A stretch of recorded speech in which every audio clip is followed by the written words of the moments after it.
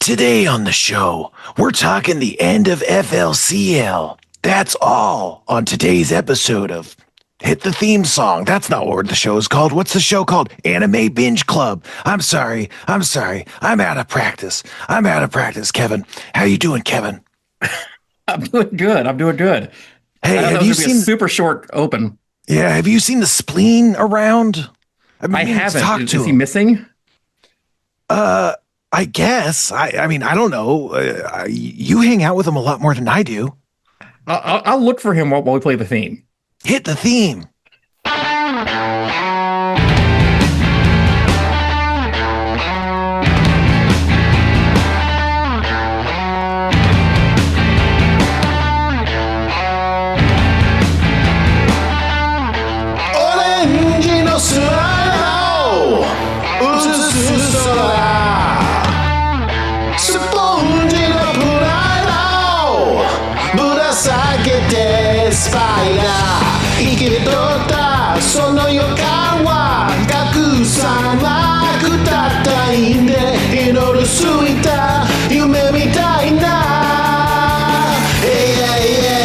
Why don't you take star?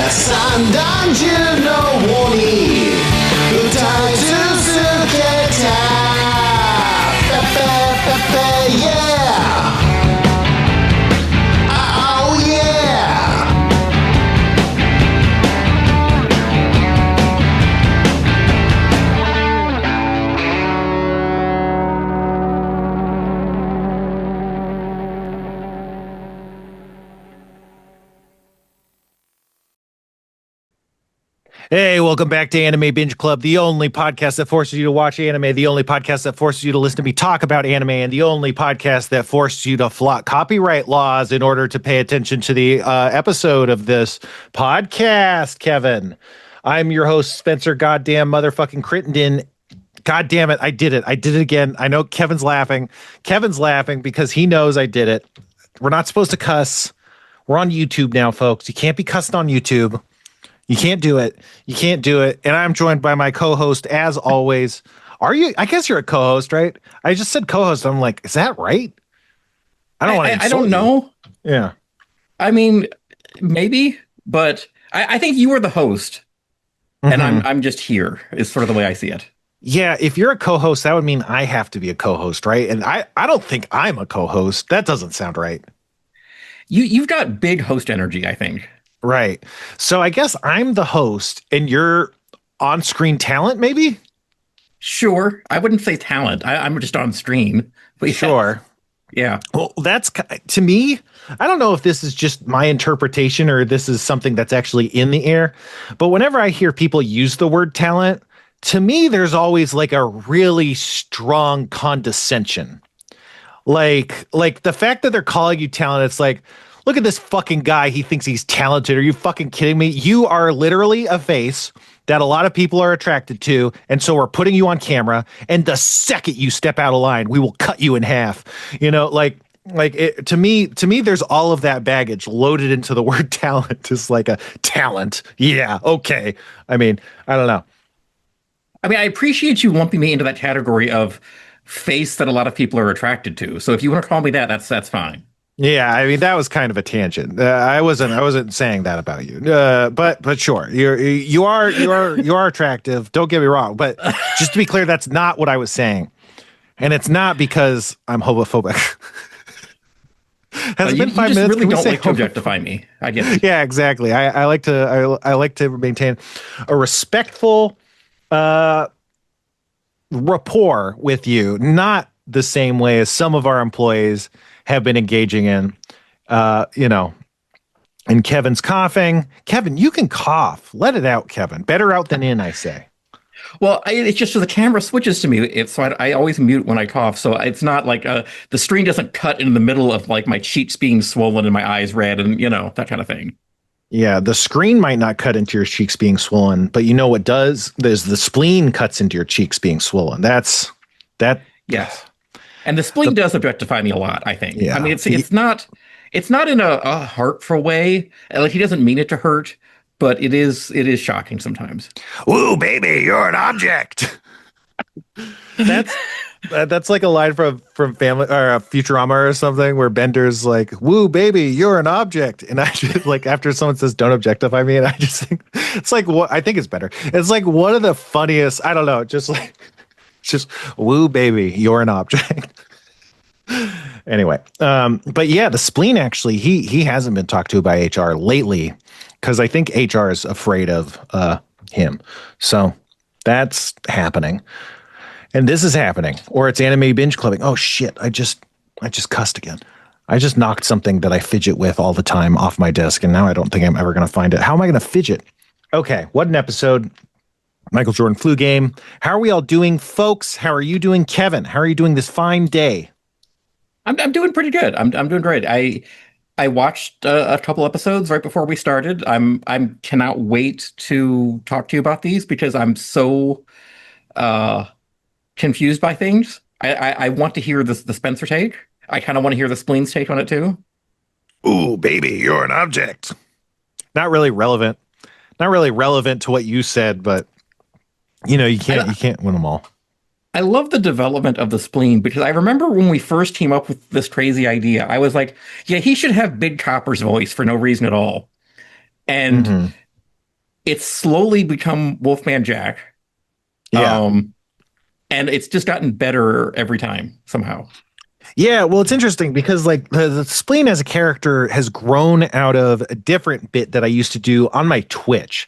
So back when I used to Twitch a lot, and I mean, I've been twitching lately, but no one cares this time around. Now, no one cares that I'm twitching. But before, who, baby, you're an object.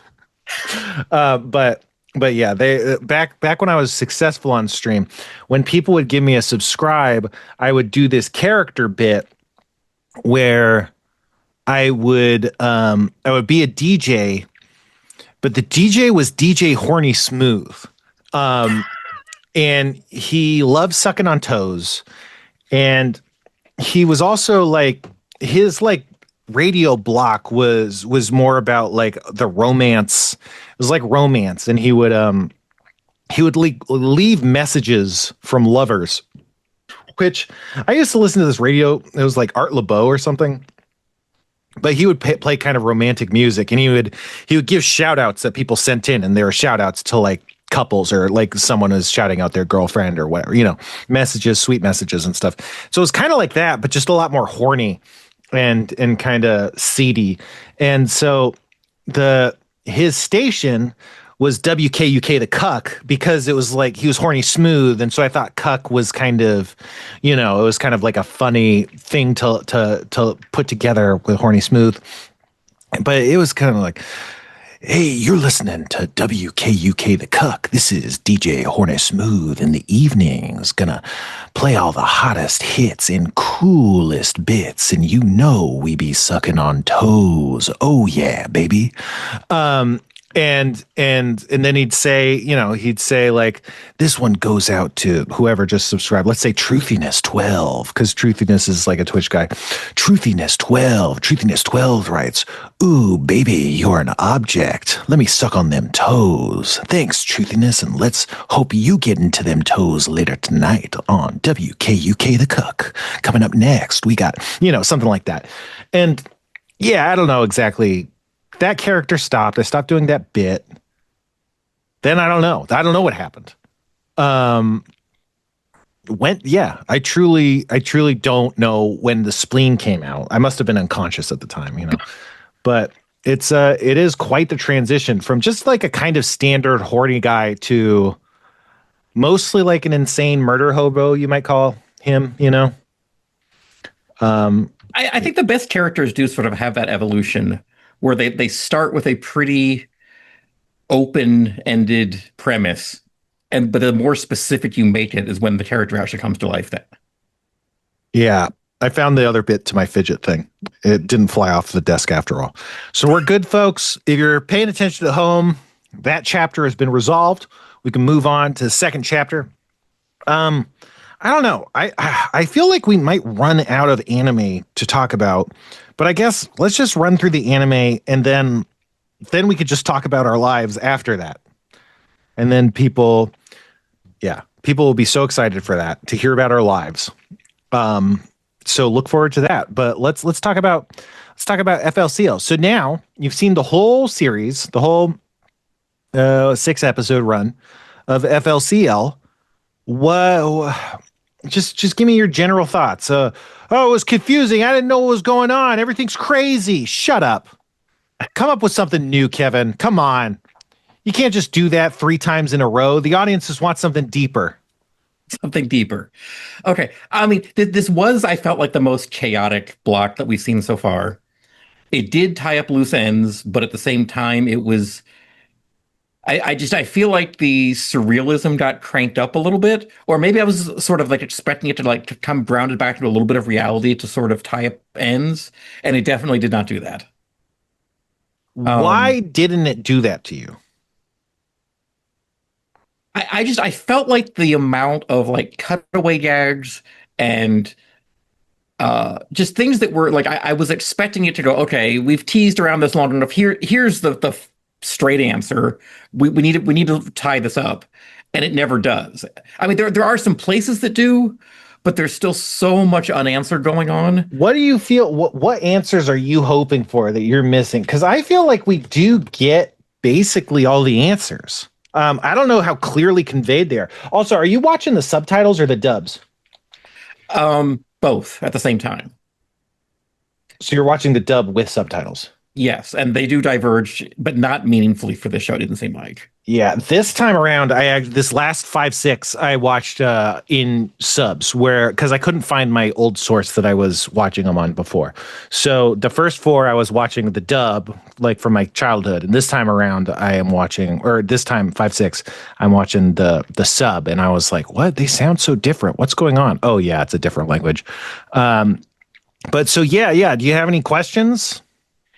I mean, nothing specific. It's just there are some things that I guess maybe were just random chance that I was expecting an answer to. Mm-hmm. Like in the beginning, I kind of felt like Haruko, when she hit him on her Vespa and all that, like that was maybe not an accident. Like there was a predestined plan that she had that maybe. I don't know where I got that idea from, or if there was, I didn't see the resolution to that, or why she decided to just move in with him and why his dad was okay with that. And, like I was expecting there to be some kind of backstory where all these little like things that seemed like coincidences, but were too convenient to be coincidences, all sort of like came together. But maybe I was just looking for too much traditional plot. I don't know. I don't want to get mad, but I think they do that. I think I think it is on purpose. She wants something and she needs him to get it. And she says that, like in the episode 6, she says that like 2 or 3 times, I think. So yeah, I think like she's basically like a Bugs Bunny kind of figure where she's like fucking around, but like I think she's constantly pursuing her agenda pretty effectively. And that involves him. So a big part of this. Okay, so let's try and break down like the world building on a more macro level. Medical Mechanica is some sort of intergalactic force of destruction or assimilation or something. They exist outside of space. NO is a technology that utilizes the left and right hemispheres of your brain to open a portal that can transfer materials through it. Medical Mechanica has captured Atomisk, the space pirate king, because of his power, his amazing capacity for NO. And they're using him to teleport robots to this planet to activate the iron to iron out the planet. Haruko has chased Medical Mechanica to Earth because Atomisk is captured by Medical Mechanica on Earth, and she wants the power of Atomisk, or maybe Atomisk. I think she just wants the power of Atomisk, but she is super drawn to Atomisk itself as a result of wanting this power. She quickly identifies that Takun has a lot of NO in his brain, and that's probably why she hit him in the first time. And the robot, Kanti, comes out, and she gets such strong results out of Naota that she's like, I gotta stick with this kid because I need to pull stuff out of his head. Well, I need to pull stuff out of heads, and he has one of the best heads in the game. So if I want the power of Atomisk, who is somehow being captured by Medical Mechanica, I will need to use Takun somehow to do that. Meanwhile, Eyebrows and the international government or whatever, they are monitoring all this stuff because they're trying to stop Medical Mechanica and they're trying to stop Haruko.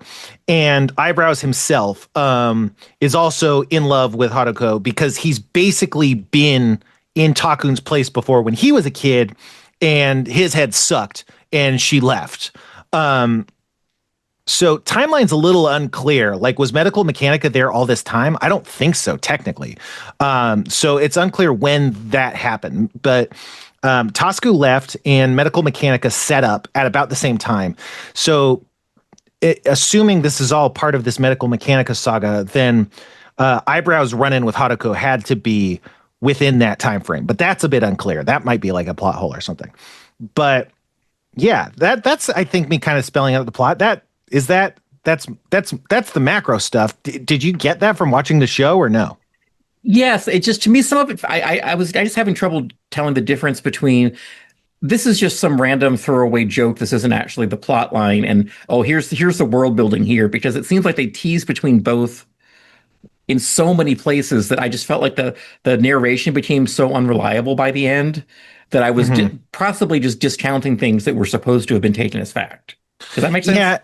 Yeah, and like Haruko lies a lot too, and so and she's kind of silly, but she's kind of a wild card, and so it's kind of you don't know if you should believe her or not, but mostly I think she's relatively straight, at least with Takun. Like mostly what she says is true, I think. But yeah, so that's the plot, but I do think it's more about like the feelings of it all. Like this time, I wish I took better notes on the emotional maturity thing, but I think it's emotional maturity feels really pushed throughout this whole thing, which makes it similar to Eva, I think, too. Because he's surrounded by all these immature people, and he thinks the way to be mature is to not be like them. But it's like, well, they are immature, but they're actually speaking their minds and pursuing their feelings in earnest. And there is maturity there that he is blocked off from. And that feels like doing the role self, the healing fantasy thing.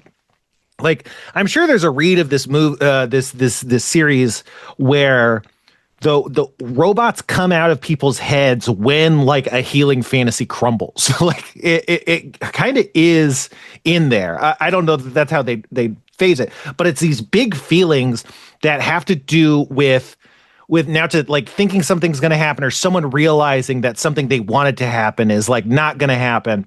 And then often that is coupled with not saying what they're feeling or something like that. Because that seems like something that you also track, is that people are not necessarily talking about their feelings.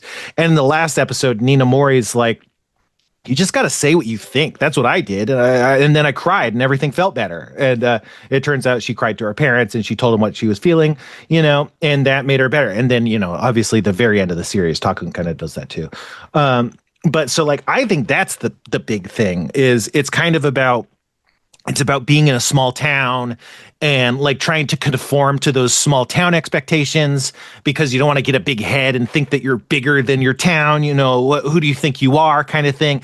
And like fitting in this mold. And he's like brushing against that, you know, let's say another like metaphor I like to interpret everything as his creativity. You know, maybe he's a creative guy who doesn't fit in this small town, you know, it's just not his vibe, you know.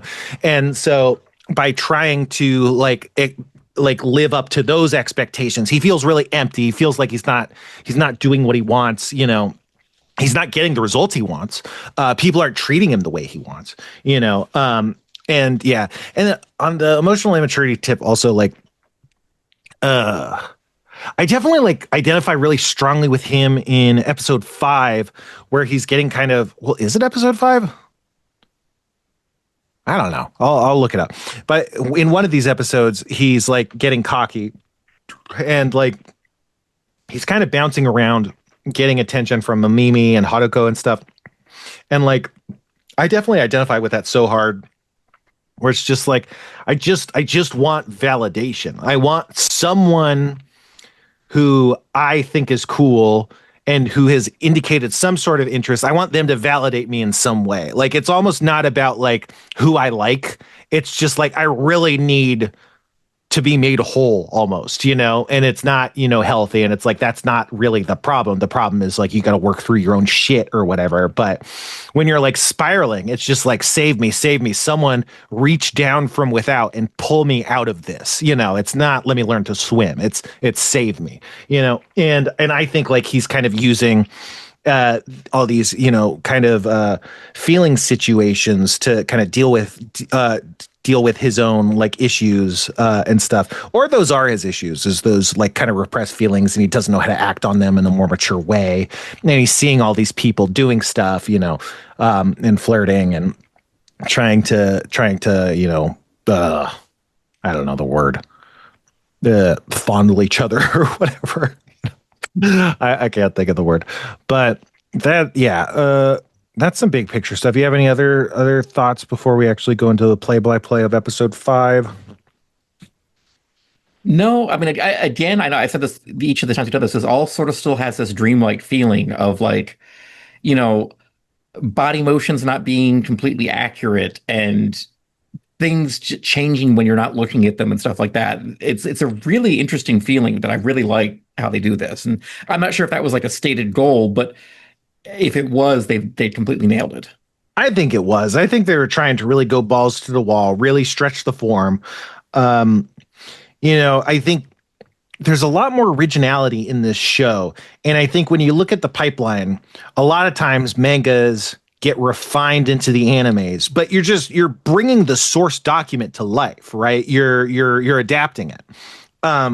So you can't just make jokes about like, you're the main character. What do you mean you don't know what the show is about or whatever? You know, like they're just doing that because that's like, it's it's original discovery in a way adaptation isn't going to do. So I think like they're using this opportunity to have like a really unique production process wherein they are just constantly making meta jokes and they're using the art style to do bits and stuff. I also think episode 5 feels like an episode, a money saving episode. It's a lot, and probably it's because it's so action packed that they simplify like almost all the designs, the whole episode, to like let them really move around, because the art style is completely different than it is in almost any other episode, I think. And in like the characters look like they're drawn by a different person or something. But so like I think that's a big part of what makes it feel so surreal. Because yeah, like most anime are almost like a documentary following the real life events of the manga or something. Whereas this is like, no, this isn't like a documentation. This is like authentic creativity, just us going wild. You know, it's like a love letter to anime in a lot of ways.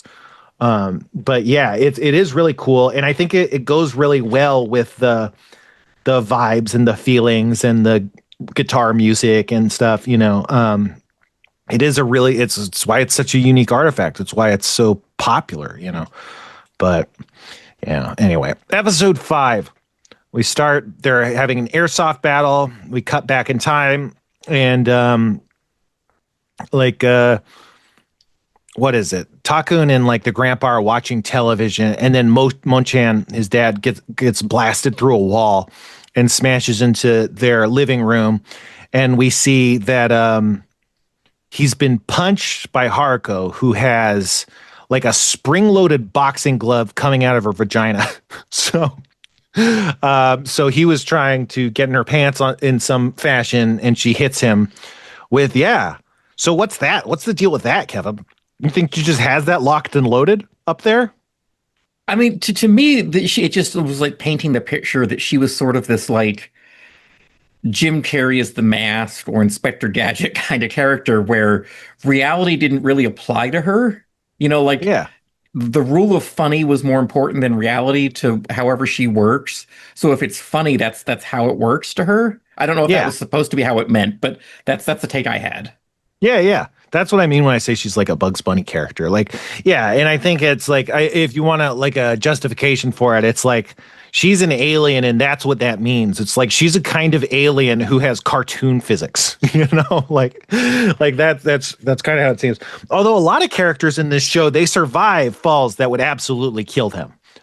So, you know, maybe everyone gets a bit of cartoon logic, and but maybe it's just because she showed up and turned everything cartoony, you know, like the Cat in the Hat or something. But yeah, so I think that's more or less how it works. I mean, in this episode, she has like 12 guns that are point blank to her head, and she dodges all of the bullets. You know, she's magic. You know, she's impossible. But yeah, then so there's kind of some kerfuffle about, you know, the argument about the dad and Haruko, and it's all happening over just, we see Conti's back as he's like washing dishes or something. It's just a straight shot, and it was maybe 10 plus seconds. I was like, oh baby, they're saving money here, you know. It's just one static shot. Then we cut to, she's holding up the cat and talking to it. She's saying like, oh, are you asking me if I like someone? Is that like, that's not what's happening? Are you saying that that's why the mission is being delayed? That's not what's happening. And so, yeah, another thing in this is like, the cat is essentially like a walkie-talkie. I don't know how, but she talks into the cat to talk to some other unknown entity that she's collaborating with on some level. And it seems kind of like they're mission control, and she's like an agent, like they're her boss. Like who's ever in the cat is like her boss, and they're kind of trying to keep her on track, which that's not anything we really find out about, I guess. So that's the kind of thing that you're talking about is doesn't get resolved. But, you know, I think it makes enough sense. It's just she talks to the cat. You know, there's someone else who's talking to it. I don't know. You know, it's not important beyond that. She says that the NO channel was still open or something like that. And then, yeah, she's in like a negligee when Naota comes in, and I don't even know what they're talking about. She said he has to use the guitar again. She's dressed up like Elvis, and she's saying all this shit. Do you have any thoughts about this part? Because I just kind of like glossed over it a bit. Well, the part that I found funniest about this was I think it was this exact scene, you know, where she's wearing like this nightie. He tells her to put some clothes on. So she turns into Elvis. And then at one point, I don't know if he looks at the camera or if he just says this, but he says, do you find this difficult to understand? Like to the audience, not to her. And I was like, yes, I do. Like that was that was the perfect timing for this, because it was like, again, what is going on here? Like, is this actually what's happening? Is he dreaming this? Is she dreaming this? Is she altering reality? You know, so I liked that part right there. The fact that she turned into Elvis randomly was fantastic. I really like that. Yeah, I think all of this is happening, except the only thing I'm not sure if it actually happened was those kind of out of sequence shots when Naota drops his dad's head in that one episode. That's the only thing that I think like you have a strong argument towards. I don't know if that really happened, but if we extend this cartoon physics logic, then maybe she was just doing cartoon physics of like a suspense thriller instead, you know? And so it's still like that was happening, but it was just because of cartoon physics. It's not like it actually affected anything specifically. But who knows? I don't know. I think everything else is basically real though. But it's just, physical bits. But that's her deal. She can repair her bike with a little robot toy that comes out of a box. The bike can fly apparently. She could just kind of do whatever. She could dodge bullets. She could cut bullets in half with a razor blade. She's cool. That's one of the things that's so cool about her, because she's like untouchable. And it's like, she's just this unstoppable force of chaos who just blows through everyone's lives and everyone's super attracted to. And she's like, I don't give a fuck. And it's just like, it's awesome. I don't know. She's a fun character for that reason. I feel like maybe there's zero evidence to this, but I don't think that's actually how she looks. Like, I think she chose that appearance because she knew how easy it would be to manipulate people into doing what she wanted. Yeah, for sure. I think she definitely is using her appearance to her advantage. It's unclear what her true form is, if any. We only really see a life form. She's the only life form we see that's confirmed to be from, outer space or whatever. We see robots. We don't see anything from Medical Mechanicus faction. I guess we see Atomisk at the very end, and he's like a bird. But yeah, so it's definitely, I definitely wouldn't put it past her, because she can change her appearance. She can pull a costume out of stuff. She could put a spring punch in her junk. So like, I definitely think she could easily be some sort of crazy shapeshifter. But yeah, I think she knows what she's doing. She knows exactly what she's doing. Oh yeah. That's a different character, actually. That's like a whole other character. Anyway, so she's telling him to use the guitar again. She's doing the Elvis thing, and then like the Elvis goes away and she's back in her negligee and she's like on top of him. Then she's like telling him to use the guitar. And then he grows a head horn out of the back of his head. And that head horn is the, what do you call that thing? The hammer of a pistol. And it fires out of his head and it pushes his face into her face and makes him kiss her. Or it pushes her. I don't know. I think it kind of pushes him into her face, but she like turns it into a kiss. I think like, I don't think he's like trying to do it, but I think she's taking advantage. Because again, I think like her whole MO is to make him feel strong feelings and get him emotionally confused, because that seems to power up his NO results, if I had to guess. That's certainly how it seems. And so Monchan sees and declares they're going to duel for Haruko's love. And then cut to, he's wearing a Nazi uniform. They're shooting at each other. Yeah. When I saw that, I was like, okay, this is just not a serious show at all. Yeah. Or is it? But, that's the kind of thing that, like, I don't know. In anime, okay, so everybody knows that the freaking swastika, it's actually an ancient symbol that means peace, man. And the Nazis, they ruined it, And Japanese stuff uses a fair amount of swastikas. It's like a Buddhist symbol. In Japan, a swastika is often used as a symbol marking a church. So if you look at like a basic line map of like an area of Japan and you see like a swastika, that probably means like a Buddhist temple is there, which is weird, but that's what they use it. But you see the use of swastikas. There's this anime called Tokyo Revengers, that their main symbol is a swastika. I think it's called the Manji symbol, maybe. And it's because like one of the gang members in Tokyo Revengers uses the Manji symbol as his like main symbol. And that was like censored in the American version, I think. But it spawned all these arguments about like, oh, it's okay. And then a lot of people would be all like, oh, as a Japanese national, not like a person with Japanese descent, but as like an actual Japanese citizen, like it just doesn't mean the same thing to us. It's all fine. It was used as, and the Nazis, they corrupted it. It's like, well, wait a second. You guys are the Nazis. Like, you can't go like, oh, the Nazis ruined the swastika. You joined the Nazis who were using the swastika. You fell in with that gang. And now you want to be like, no. They did that. That had nothing to do with us. It's like, I don't know, man. I don't know. I don't think you can ally with the Nazis and then go like, yeah, the symbol it goes back so much farther. It's like, no, you also ruined it. Like, I don't know. But something like this, it's like, yeah, no, you guys understand that the swastika is like a Nazi thing. You're making a joke about it right now. Like, so come on. You can't have it both ways. But, I don't know. This was like 2003. So I don't think we were at that stage culturally. But hey, whatever. Progress, maybe? Anyway, Mamimi is watching them and she looks pretty bummed out. I think because, on some level, she knows she's been clocking that Naota's been changing and maturing and changing and is also interested in Haruko, which makes her feel some sort of way.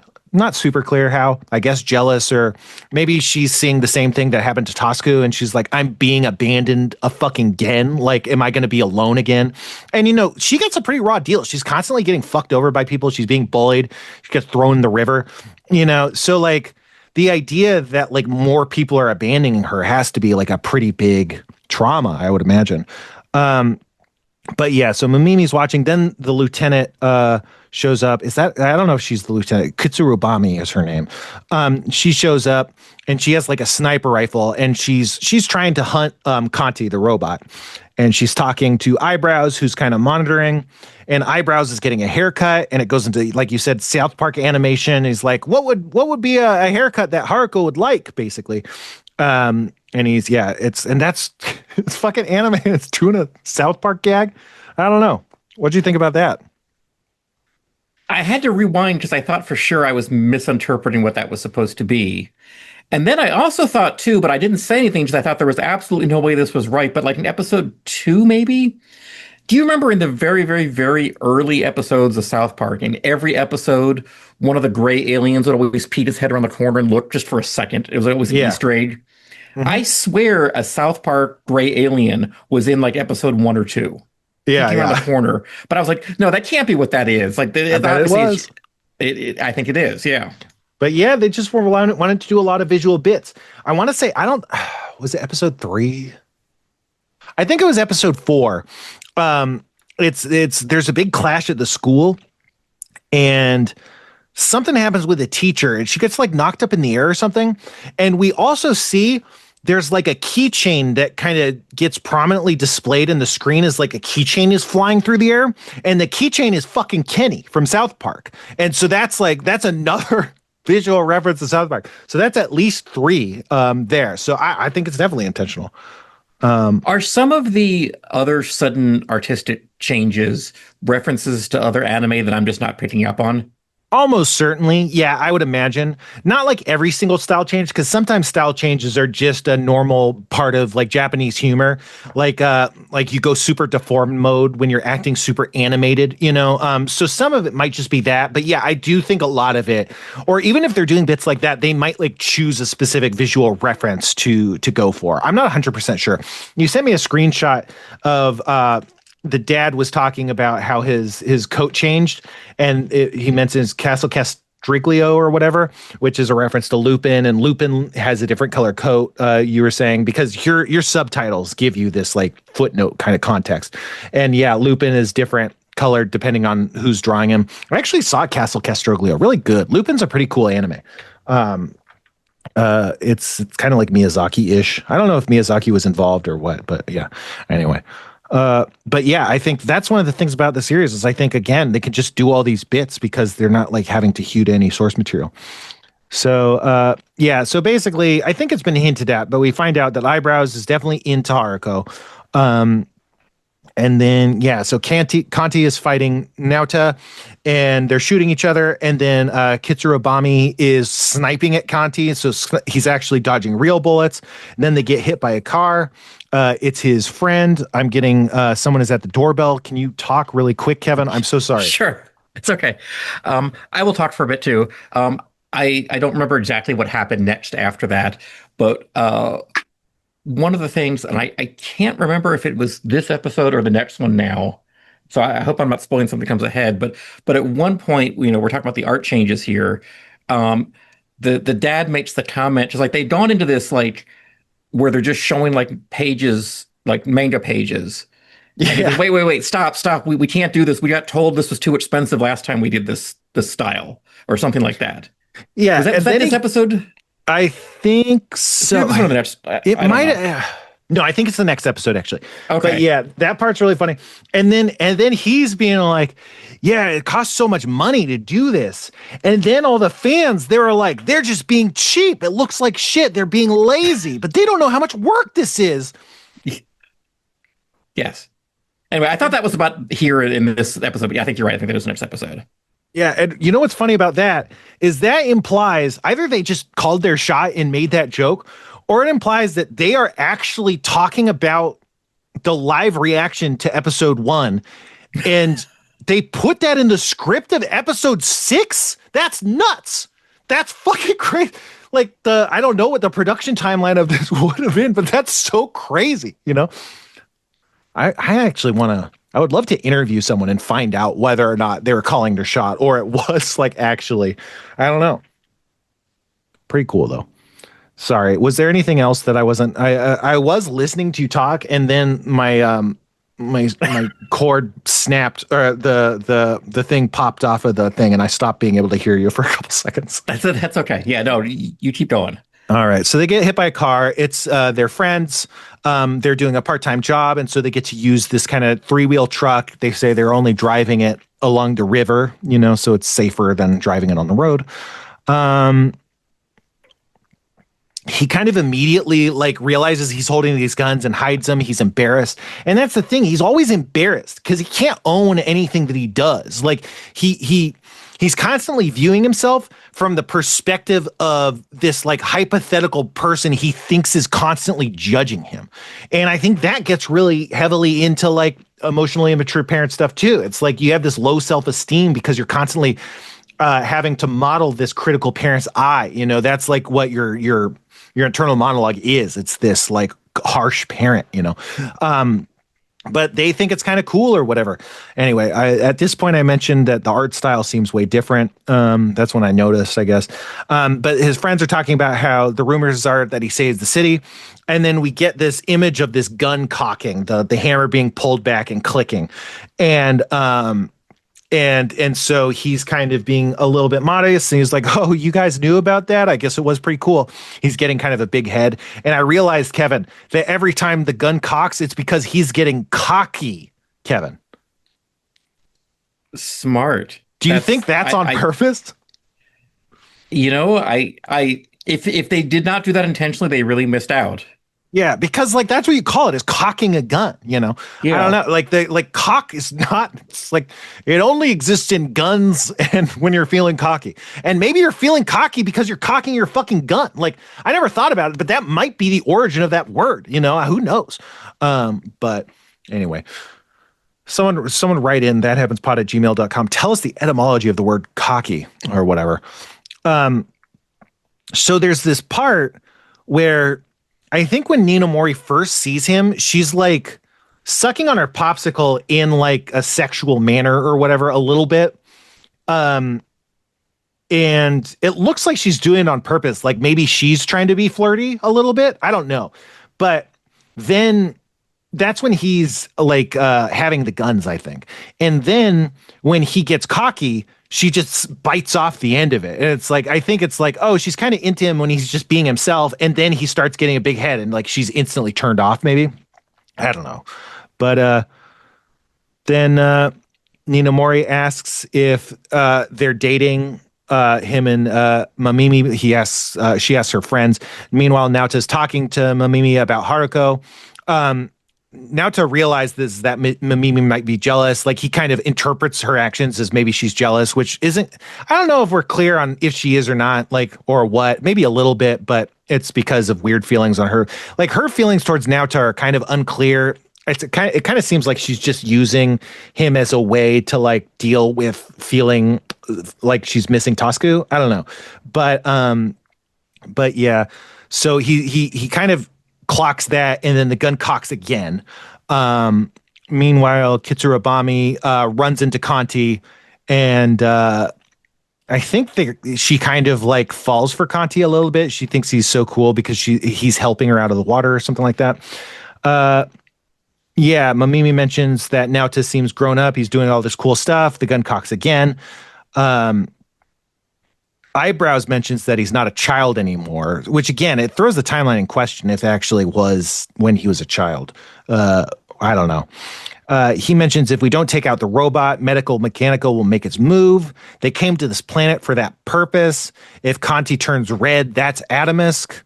Then they're fighting each other. She shoots her guitar. He's shooting at her. So meanwhile, Naota's dragging Mamimi. He's trying to take her on a date, basically. And she's like, you're hurting me. And she's not. She doesn't want to go on the date, basically. And she says, like, I'm not supposed to do things like this with you or something like that. And the gun cocks again. And then she's like, you like Haruko. And so then he tries to kiss her because, again, like, he's like, oh, Mamimi is fucking into me. Hell yeah. That's like his cockiness kind of. And he tries to kiss her and she seems like scared or upset by that. And that really triggers him. He's like, oh shit, that's his like healing fantasy crumbling in this moment or whatever. And so the gun cocks again. Or no, then the gun fires actually at this point, and it comes out of his forehead and like blasts right between her legs. And yeah, there's a giant fucking robot, really, really big. And we find out that Medical Mechanica is moving these things here to destroy the planet. Haruko, I think the thing is, Fooly Cooly is the thing that Haruko does to pull stuff out of people's heads, because she like essentially casts like a Fooly Cooly spell on him and pulls this tiny guitar out of him. And she says Takun's is bigger. She's using it as its slingshot. There's big combat, Mamimi is calling out for Tasku, and Naota gets mad. He's like, aren't I the one that saved you? Don't call me Takun anymore. He goes into Conti. The robot reveals itself to be a giant hand, which all the giant hand motifs are really cool. Let's see. They're the government people are like driving a car, and these giant bullet casings are crashing down. It looks really cool. They're like, oh, is the hand gonna move the medical mechanic plant? And Haruko pulls Atomisk's guitar out of his head, and they're like, holy shit, it's Atomisk's guitar. It's a Gibson, whatever the hell.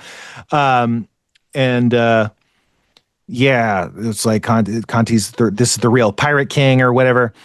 And so Conti's like going nuts, red mode, and it's like, holy shit, Naota's so cool. And then it turns out that Naota was the bullet that gets fired out of Conti. And so Naota was like he was just like stuck in a billboard the whole time Conti was being badass. And it's like, oh, so Naota wasn't actually being cool. That was just Conti. And then it's revealed that Conti is like definitely Atomisk. He's like in Atomisk mode, and like Haruko's like going gaga over it. And that's kind of the end of the episode. Do you have any thoughts there? No, like it was, the ending was very chaotic. There was a lot happening there. And again, I just kind of felt like some of it was a little bit of an unreliable narrator, a little bit, where I wasn't really sure if things that were on screen were literally happening or through the eye of one of the characters, and it wasn't clear which one, which I think maybe is where some of my confusion at the final came from. Was that I wasn't really trusting what I was seeing too much.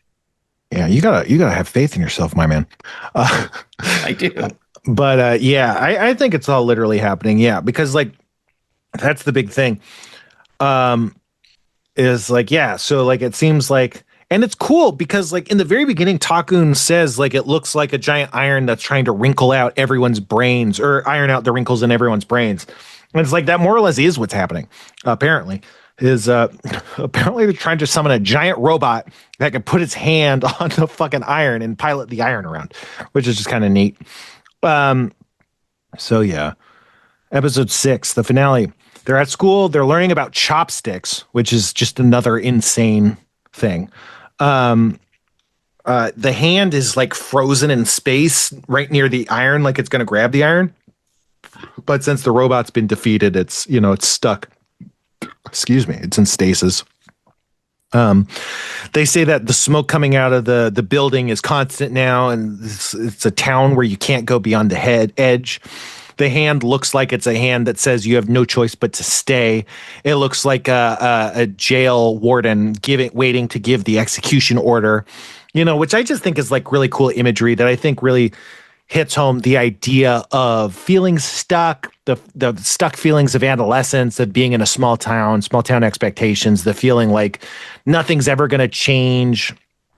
He says, Where is that? I think I wrote that. There's this, maybe it's later, I guess. Yeah, later on he says every day is like a whole lifetime of dying slowly, which I was like, that is so real. But yeah. It wants to grab the hand wants to grab the iron. Kitsurabami is like, isn't that too obvious? It's like, yeah, who would have guessed that all these hands were trying to grab the iron? And it's like, it is obvious, but it's like you also wouldn't have necessarily guessed it until like the end of episode 5, which was really clever. That means it's working, but let's see. I think so the Eyebrows is exercising and he hands his drink off to Kitsurabami and Kitsurabami drinks it, and then she realizes that she drank it, and so she's shared an indirect kiss with Eyebrows, and so she starts like vomiting basically. I think Eyebrows also says he says they're trying to create more mindless idiots or something by like the idea. It's like, is that what they're trying to do? They're ironing out the wrinkles in everyone's brains. Are they trying to just make everyone stupid? So, maybe this is like an assimilating force of stupidity in addition to like trying to destroy the planet, which is like, yeah, maybe that's like some sort of political statement. Maybe it's about freaking networks and suits trying to ruin art, or I don't know, who knows? Or just the adults, shitty adults that are just trying to ruin people's individuality. Who knows? Yeah. So let's see. Mamimi can't find Takun, and I think she's referring to the cat version of Takun. She gets sprayed with water by a motorcycle, and Naota doesn't go to help her. He's like ignoring her, I guess because he feels jilted. And she finds this little robot. Meanwhile, Naota's drinking a black tea, which is bitter, which is something he didn't like drinking in the beginning. And it's like because he's like trying to perform adulthood a little bit. Oh, Haruko and Kanti disappeared. So Takun's kind of in mourning a little bit.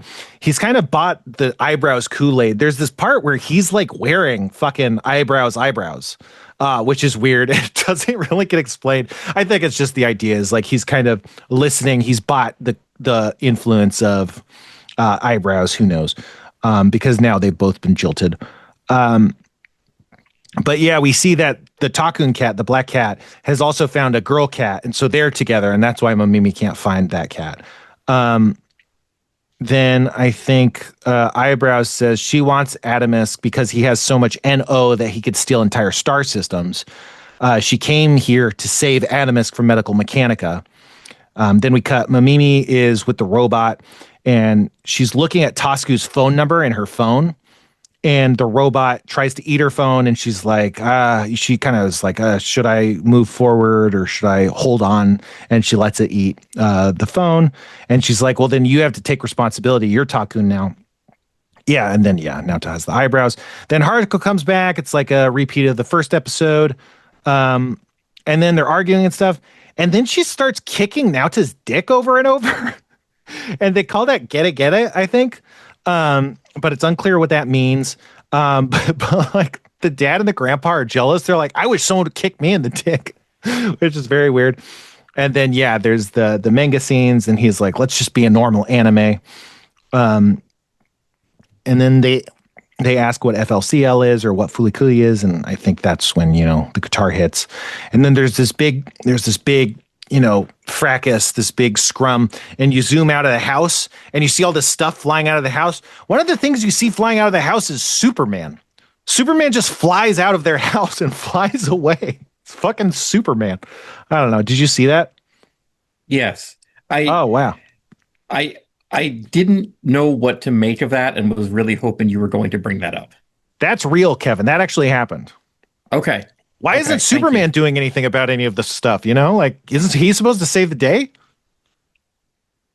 See, this is again why I kept thinking like this. Okay, this is not a faithful retelling of whatever this story is supposed to be. This is the story. This is the whole story. That's all there is. This is one character's memory of what that story is, which has all of these weird inconsistencies and mistakes. And I don't know. Like, if it's not a dream.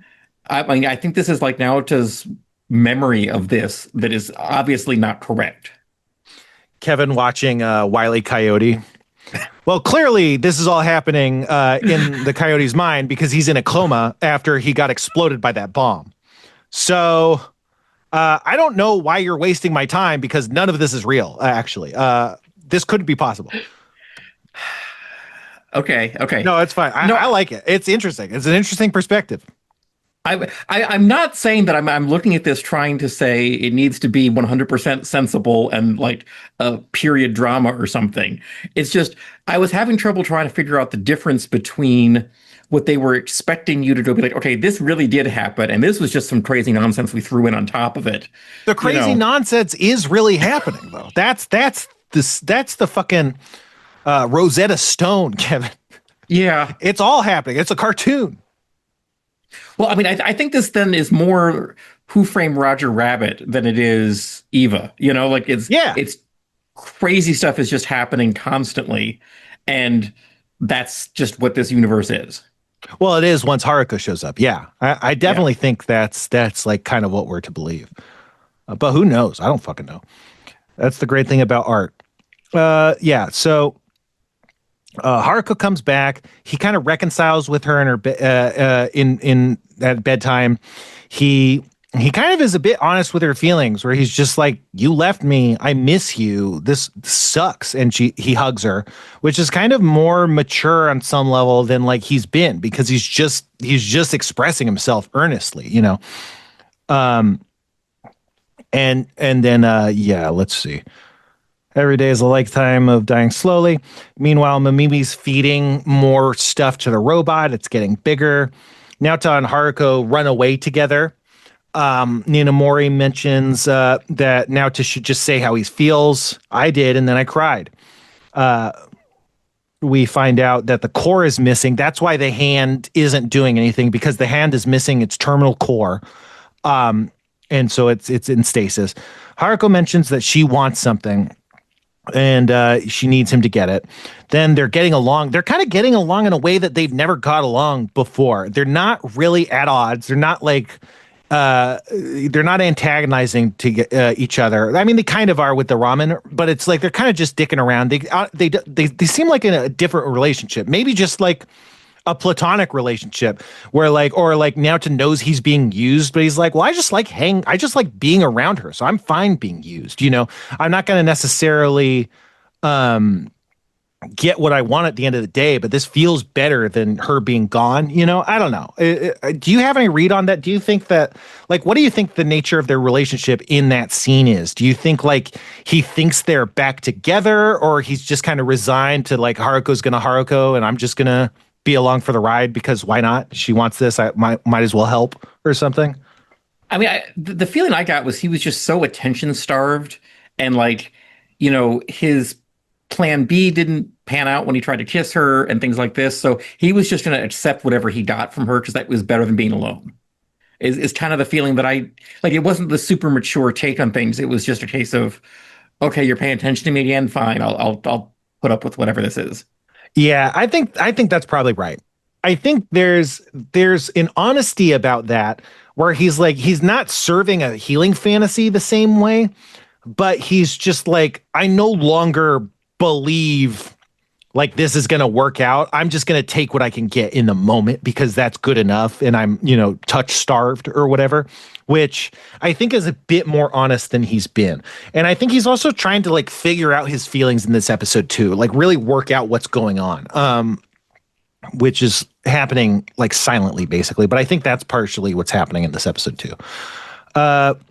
So yeah, the robot eats the motorbike that splashed Mamimi. She mentions at some point she has a revenge list. So like the robot is eating stuff on their revenge list, which is a kind of cool build escalation of her deal, which is she's constantly being bullied. So yeah, she has like a revenge list. She's been lighting fires, you know, because she like, it's kind of like self-harm, you know, she's lashing out because she needs, you know, she's not getting what she needs either.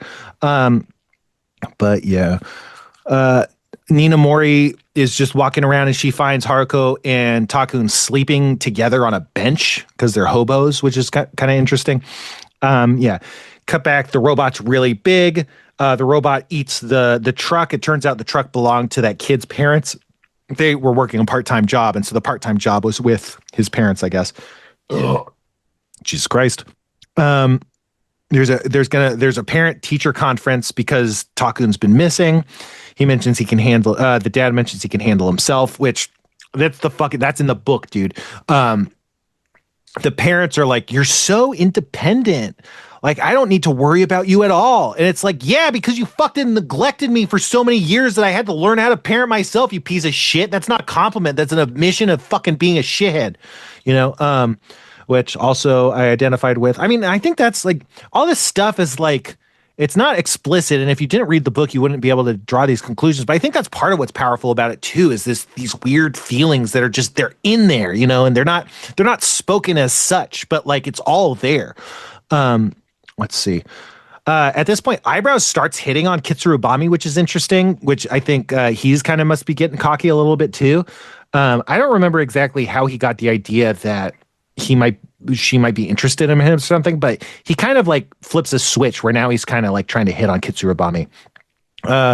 So yeah, the Kanti fuses with the robot as they're talking about how there's like a part missing of the terminal core, implying that like Kanti and the robot together are combined to become the terminal core that animates the giant hand robot. The teacher's car gets destroyed, which is just another fun thing to track. The teacher's getting screwed over left and right in this series. It seems like they're still missing one piece of like the terminal core to make everything come together. There's something that's missing. And yeah, when Kanti fuses the robot, he becomes this big, crazy looking thing. It's cool. Then Haruko and Naota are coming in, and Eyebrows shoots at him with a gun and kind of knocks him off the bike. And so there's a standoff, and it's like, are you going to go with me or are you going to go with Haruko? And Eyebrows is like, why'd you take off your eyebrows? Which is like... So he said, here's what you got to do. Women love big eyebrows. So you got to go to the convenience store. You got to get some dried seaweed. I don't know. And so he's kind of pitching maturity. He's like, you're a good kid. You just want to do what's best for your friends and your family. There's nothing wrong with that. When you grow up, you'll understand that. But yeah, someone gets hit. This just says hits him. So I don't know. I think maybe Haruko hits Eyebrows or something, but Takun gets eaten by the Kanti, and that fulfills that's the missing piece, is that Takun is involved. And so they plug into the hand gets the Atomisk symbol. It comes alive. We learn that Medical Mechanica is flattening planets all over the galaxy. The hand starts to grab the eyebrows. It's going to crush, or it starts to grab the iron, and Eyebrows is like between them, so it's going to get crushed. And Kitsurubami, I think this is the first time, maybe it happened before, but it's either like the first time or second time that we learn Eyebrows' name. It's Commander Amarau, or Amarau. But yeah, Kanti stops the hand somehow. Like, it's like Kanti is now unmerged with this whole thing. He stops the hand. And Takun comes out of Kanti, and now he's red, and he's somehow acquired the Pirate King's powers. He like stops the hand or something. Haruko gets really, or like knocks it away. Haruko gets really mad because Takun has the power. And I think this is now like, she might be in love with Atomisk or something, but it does seem, and it feels more like her character, that she just wants this power, and she thought she could claim it for herself.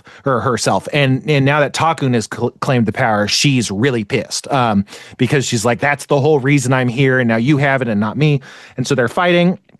And it's cool. He's like unstoppable. He's this red ball of energy. It's animated really cool with those like white kind of void eyes. I just love that art style. And yeah, they're fighting each other in a highly visual anime fight. And then he's like coming just to smash into her, like for a final attack. And he stops, he powers down. He says, I love you, and kisses her. And that's him swinging the bat. He finally admitted it. Oh my God, he admitted it. Everything stops. The kiss, it opens an Eno gate in his head that Atomisk comes out of. Atomisk is this giant red bird, giant. bigger than like anything, bigger than the iron, I think. It picks up the iron, it starts floating in the head. It has this chain link on its beak, like the bridge of its nose beak, and the chain link looks the same as Haruko's chain link. So it's like her bracelet is like some sort of tracker that can like sense Atomisk maybe. It sucks up a bunch of stuff using, its powerful NO force. I think it absorbs the hand, but not the iron. And then it just it flies away. It leaves. And so now Haruko's leaving. She's on her bike, and now her bike is just straight up floating. It's like a spaceship, which is cool. And she's like, "You want to come with me? Haha, you're still a kid." And she leaves. And then Takun, he picks up the bat. He's looking at the sky. Mami is watching him, and she thinks he's kind of cool. And then she snaps a pic. We find out that Mami left school. She wants to be a photographer, so she leaves town to become a photographer. So she's done. She's not being held by these fantasies of Tasuku coming back or of Naota being a replacement or getting what she wants that way. She finds something that she wants to do and pursues it. That's also in the book. She's not clinging to the fantasy. She's just doing what she wants. Ninamori offers Takun a drink, so it's like we're picking up that maybe he's kind of being more mature and kind of having maybe a more normal adolescent kind of girl problems or something. And then we see the guitar, and the guitar strums one time, and that's like the end. And it's like I guess that's like, oh, maybe Atomisk isn't done yet or something. Who knows? But yeah, that's that episode. But so, yeah, I mean, that's the thing is this thing is really about these feelings, kind of like how Shinji's stuff. It feels like a big part of what's happening is just like his issues, the same as Takun's issues. He's just like, he thinks he has to be grown up. And by doing so, he's denying himself. He's acting his role self. He is he's not being honest with himself or other people. And he realizes that that's not what maturity is. Maturity is like not being beholden to that and just doing what you want and pursuing your dreams and desires and telling people what you think, and that breaks the cycle. And, that's what Ninamori went through. That's what Mamimi went through. That's what Naota went through, and that's the real plot. Like everything else is like a crazy sci-fi thing, but I think that's what the show is about. It's like this exploration of adolescent feelings, which is a lot like an alien coming out of nowhere, completely upending your entire city, almost destroying the world, and leaving you holding the bag. And isn't that just what life is, right, Kevin? It is. I think the thing that stood out to me the most about this was that, like, pretty much, with very few exceptions, everybody in this was very immature in one way or another. Yeah. And they all seemed to be fighting over who was the immature one in the situation when it was all of them. And I liked that. Yeah. That's also real too. It's like you're being so mature. It's like actually fucking everyone is, like shut up. Like yes. Anyone trying to pull that card is like being an asshole, because exactly. Like we're all, and that's part of growing up too. I think we talked about it before, but it's like and I actually have said this ever since I was like a teenager or something, that like you don't become an adult when like you start realizing you're an adult or you start taking responsibility or you like hit some sort of point. You become an adult when you realize that adulthood is a lie people tell to manipulate other people, especially young people. You're an adult when you realize you can yell at a teen. Like that's what adulthood is. It's realizing the lie of maturity. Maturity is a lie that we use to manipulate other people. And I think like once you kind of start flexing that power, that's what adulthood really is. It's like I'm done playing the rat race. I am now going to raise the rat race as a boogeyman to control other people. That's adulthood. And that's fucked up and immature too, so like I think and that's the real that's like what maturity actually is the scales falling from your eyes. And I think the show's about that too, great show. Any last wrap up thoughts? I feel like I've said basically everything I want to say about the show. This series at least. I mean, I'm really glad I watched this. This was not at all what I was expecting it to be. And even after the first few episodes, I still had no idea what I was getting myself into. But it was a worthwhile watch. If you're listening to this and you haven't watched it and you're thinking, no, I'm not going to like it, just give it a try. It's short enough that you can, in one sitting, watch the whole thing if you wanted to. Yeah, you could watch the whole series in about the time it takes to watch like a Marvel movie. And it's great. It's a great watch. So yeah. I don't know what I want to do next. There are, I think, 3 other FLCL series that I kind of want to go into. I'm not sure. Another one I was thinking about is Dr. Stone, which I think Dr. Stone is way, way longer. It would be like the longest thing we've ever tackled. But, you know, part of why we do the anime is just to give me more time to come up with content for the not anime episodes. So like it kind of is functional structurally without, you know, having to, I mean, that's like one of the reasons why I wanted to do it in the first place was like, we know what to do when we're doing anime. You know, you don't know what to do when it's just like, well, what happened in my life and what am I mad about, you know? So yeah, I don't know. We're out of time though, right? Yes. More or less. All right. So yeah, I don't know what's going to happen next, but thanks for coming on this journey. Check out FLCL if you haven't. I think even if you listen to this, which you probably haven't, it's worth watching. It's a great show. It's worth rewatching. It's worth getting my takes. That's the most worthwhile thing of all. Is my takes. But yeah, we like to end the show. Well, thathabitspod@gmail.com. Give us an email. Patreon.com/thesixlers. Support us monetarily. Check me out on Twitch, twitch.tv/thesixler. I've been trying to stream more. Just today before the show, I was actually recording vocal tracks for another anime parody. So you can watch me do stuff like that on Twitch sometimes. It's fun. But yeah, check me out on Twitch, I guess, or don't, who cares? But yeah, we like to end the show the same. You have any closing thoughts, plugs? No? Nope. Just spend some money. Yep. Give me that money. Ooh, that sweet chunk of change. But yeah, we like to end the show the same way we do every time. So until next time, we got one final lesson from Spin Pie. Hey kids, did you know that Fooly Cooly is the sound that's made when you grope someone's tits? We talked about this, Spin Pie. You can't be doing that anymore. Goodbye.